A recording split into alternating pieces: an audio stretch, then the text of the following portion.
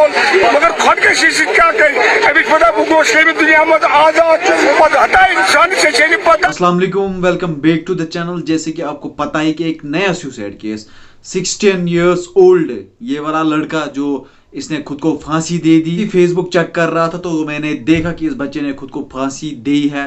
मैं सोच रहा हूँ कि मतलब कश्मीर में हो क्या रहा है, मतलब दिन ब दिन ये सुसाइड केसेस इंक्रीज हो, ऐसा हो रहा है, रोज सुसाइड केसेस आ रहे।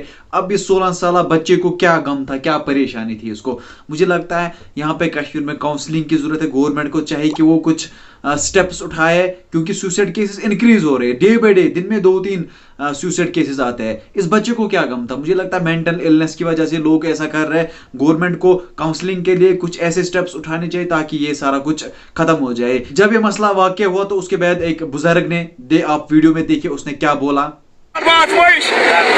खुदकशी गुनाह कबीरा सब्र बोल सोदन बोल अजमाइश कर बोल मगर खुदकशी क्या कर अभी पता गोश दुनिया में आजाद हटा इंसान से पता अबदन दुनिया जवाब से क्या जवाब दी पगह रोब दगी वन क्या